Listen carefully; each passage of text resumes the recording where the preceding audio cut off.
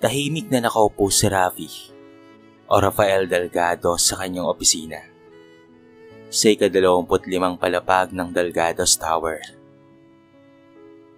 Mula sa salaming dingding ng kanyang opisina, tanaw niya ang kabuuan ng lungsod. Mataas ang sikat ng araw. Abala ang mga sasakyan at abala rin ang bawat empleyado ng kanyang kumpanya. Pero sa kabila ng tagumpay, merong bumabagabag sa kanya. 3 buwan na ang lumipas mula nang makatanggap siya ng anonymous letter mula sa isang empleyado. Sa sulat na yon, nakasaad ang ilang mapang-abusong gawain sa planta.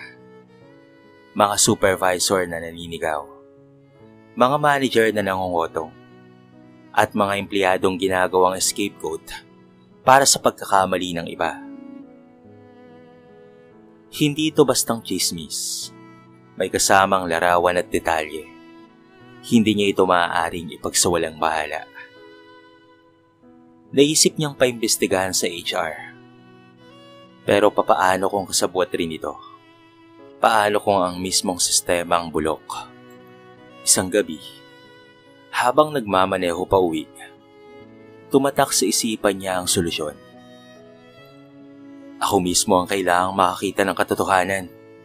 Hindi bilang boss, kung hindi bilang isa rin sa kanila.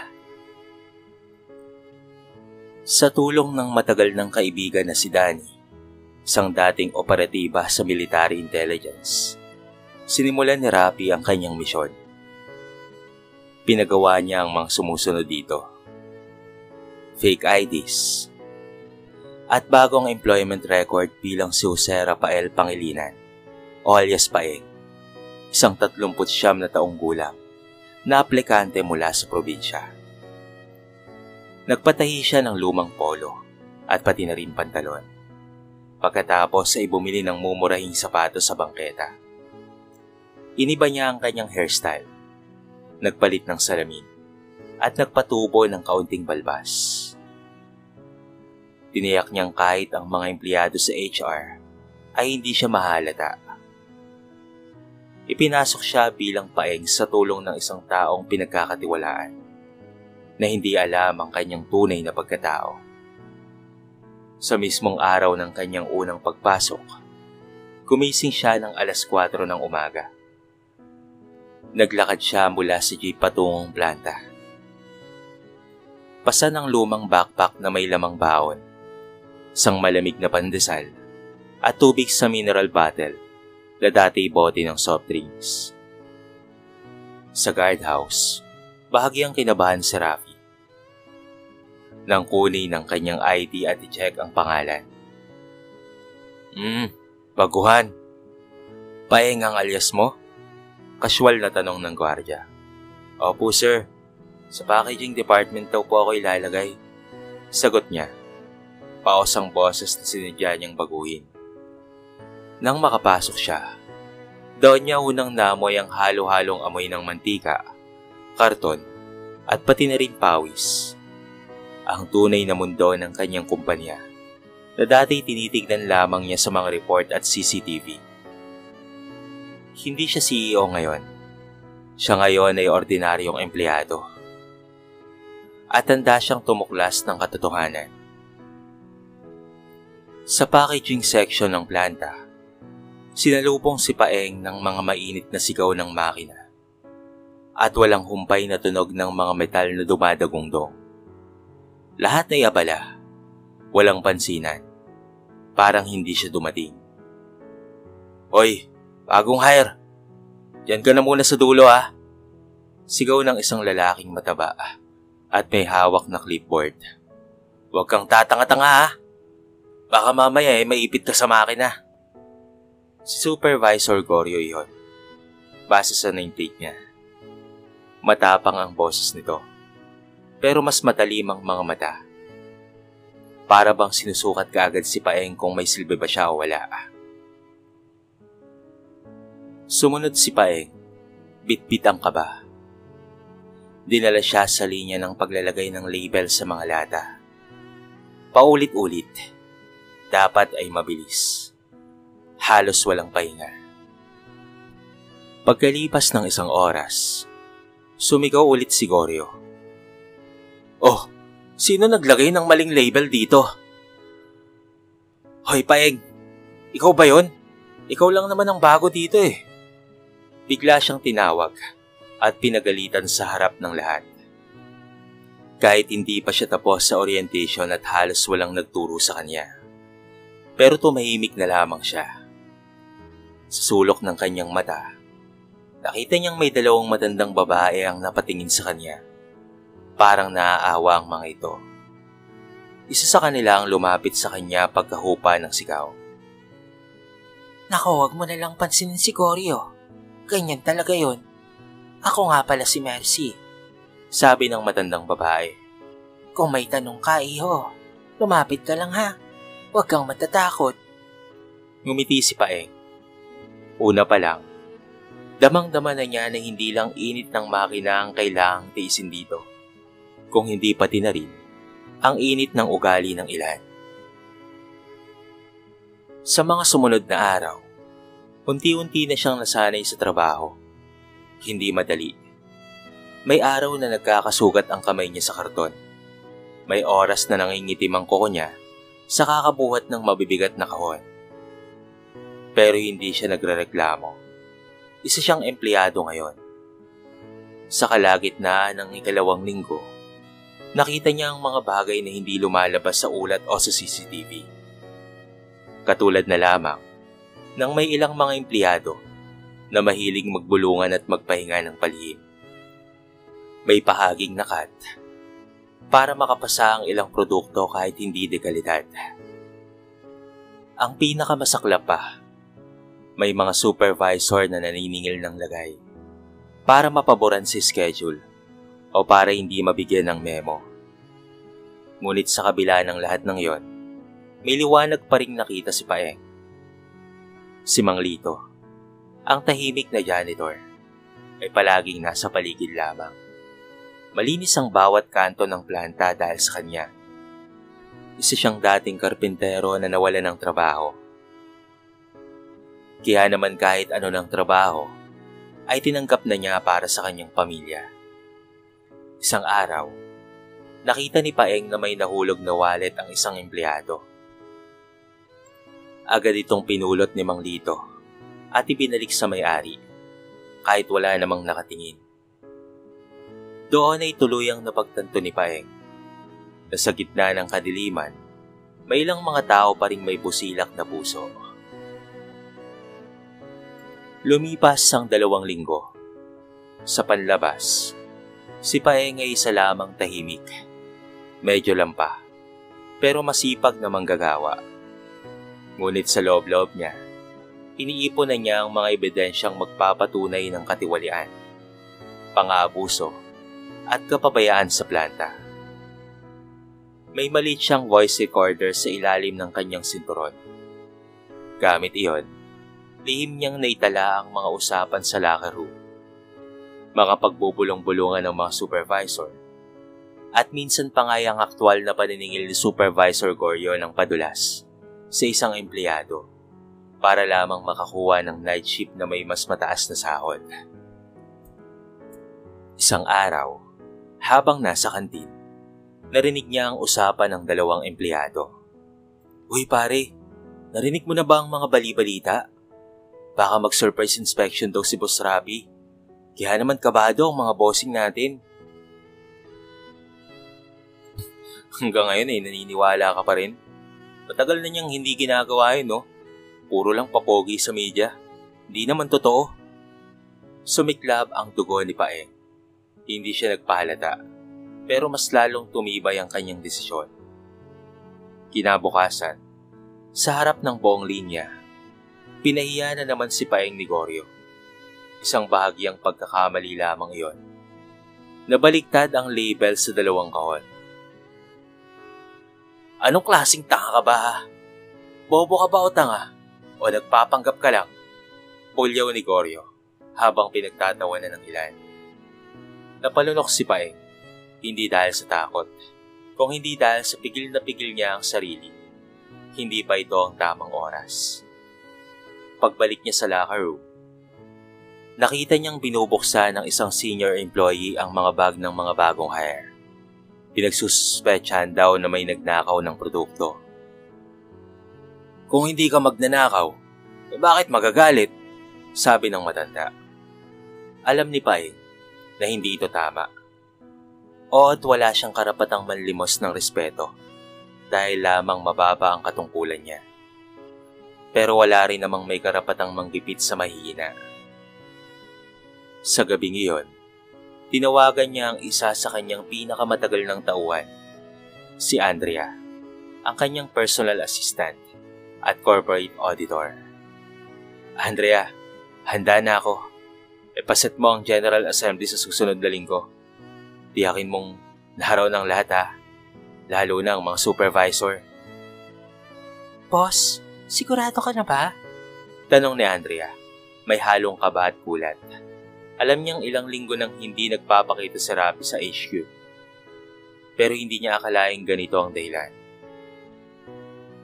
Oo, Andrea. At magdala ka ng termination letters. May listahan akong ibibigay sa iyo. Dumating ang araw ng General Assembly. Punong-puno ang planta. Lahat ay nagtataka kung bakit biglang pinatawag ang lahat. Nasa gitna ng stage si Andrea. Bitbit ang mikropono. Ipinapaabot po sa atin ngayon ng CEO ang isang napakahalagang mensahe. Pasensya na po sa kaunting pagkakaantala. Maya-maya, may isang lalaki ang pumanhik sa entablado. Nakaputing polo, maong at lumang sapatos. Dala ang backpack na bugbog sa alikabok. Tahimik lamang ang lahat. Tinitigan siya ni Koryo habang nakakunot ang noo nito. Anong ginagawa ng mokong na sa stage? Sambit pa ni Koryo. Sino yun? Tanong ng isa. Parang si Paeng yan ah. Nang tumapat ang ilaw sa mukha niya, isa-isang napatda ang mga empleyado. Inalis ang kanyang salamin at isinuksok sa bulsa. Tinanggal ang cap. Tumayo ng matuwid. Magandang araw sa inyong lahat. Ako si Paeng, o mas kilala nyo bilang si Rafael Delgado, ang CEO ng kumpanyang ito. Biglang bumagsak ang katahimikan. Parang pinutol ng palakol ang hangin. Ilang linggo akong naging isa sa inyo. Panimula na Rapi. Tinanggap ko ang pagod, ang sakit, ang init ng makina, at higit sa lahat, nasaksihan ko kung papaano ang ilang leader ay ginagamit ang kapangyarihan nila, hindi para tumulong, kung hindi para manlamang ng kapwa. Nakita niya ang pamumutla ni Koryo at pati na rin ang ibang mga supervisor at mga manager. May mga nagbaba ng tingin, nanginginig, ngunit may ilan na sinamang Lito at Aling Mercy na napaluha sa pagkabigla. Simula ngayon, hindi na ako papayag na masayang ang sakripisyo ng mga masisipag at tapat na mga empleyado. Ang kumpanya natin ay hindi lang patungkol sa kita, kung hindi sa dignidad.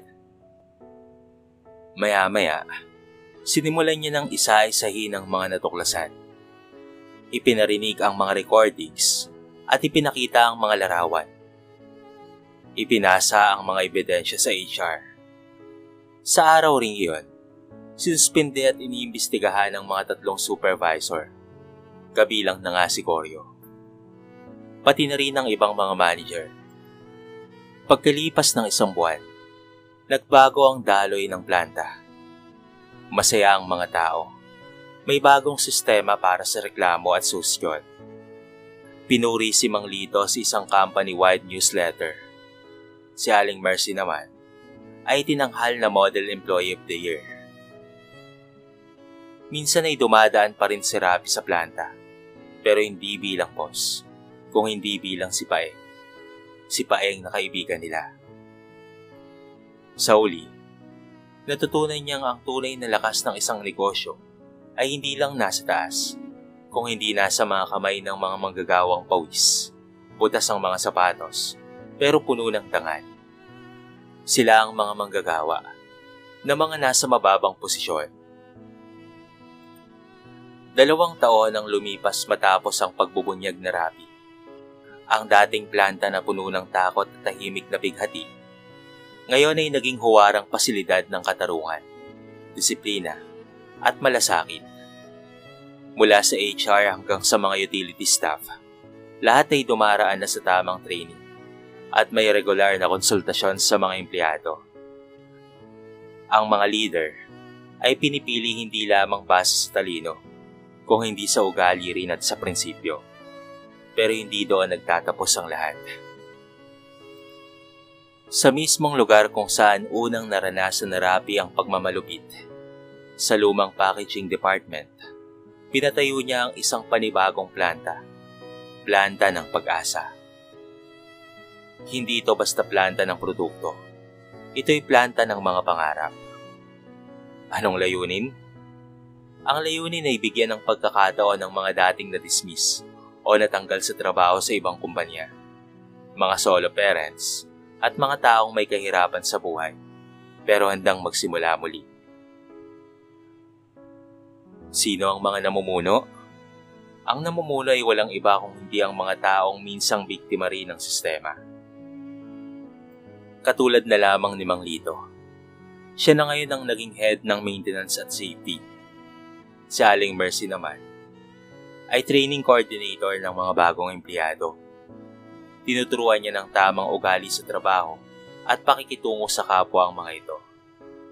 Si Andrea naman, ang matapat na assistant, ang itinalaga bilang plant operations director ng buong pasilidad ng kumpanya. Bago formal na buksan ang planta, nagsalita si Rapi sa harap ng media at lahat ng mga empleyado. Sa totoo lang, hindi ko naisip na isang pagpapanggap ang magpapakita sa akin ng tunay na mukha ng aking negosyo. Pero dahil doon, natutunan ko na ang tunay na tagumpay ay hindi lamang nasusukat sa benta, kung hindi sa dami ng buhay na iyong matutulungang itayo. Ito ang planta ng pag-asa at sana maging simula ito ng marami pang kwento ng pagbabago. Tapos na tayo sa pagpapahirap sa mga tao at hindi natin layunin yon. Ang layunin natin ay lumago ang kumpanya at makatulong sa mas marami pa. Sa huli, hindi malilimutan ng marami ang kwento ng kanilang boss na nagkunwaring empleyado. Naging alamat siya sa kanilang kumpanya, hindi dahil sa yaman o kapangyarihan, kung hindi dahil sa kanyang tapang na ibaba ang sarili, kahit pagkaano kataas ang kanyang posisyon. Sa bawat hakbang ni Paeng sa pasilyo ng planta, naroon ang mga alaala ng sakit, galit, at pati na rin pagtitiis. Ngunit higit sa lahat, naroon ang tagumpay sa puso ng bawat isa. Sa kwentong ito ay marami tayong mapupulot na aral. Isa na nga riyan ay ang hindi dapat tayo nang lalamang ng kapwa at hindi dapat natin gamitin ang ating mga posisyon para mang-apak ng iba. Palaging tandaan, dapat ang respeto ay pantay-pantay na ibinibigay sa bawat isa. Mataas man o mababa, nasa gitna man o nasa huli, dapat ay palaging pantay-pantay. Dito na po nagtatapos ang ating maiksing kwento sa araw na ito. Sana po ay nagustuhan nyo. Kayo mga kabarangay, anong masasabi nyo sa ating kwento? I-comment nyo naman sa baba ang inyong mga reaksyon at babasahin natin ang lahat ng yan. Kung bago ka pa lamang sa ating channel, baka naman pwedeng pakihit ang subscribe button at bell notification button. Pakiclick na rin ang like at pakishare na rin ang ating video para makarating sa iba. So paano mga kabarangay? Hanggang sa muli, thank you so much and peace out.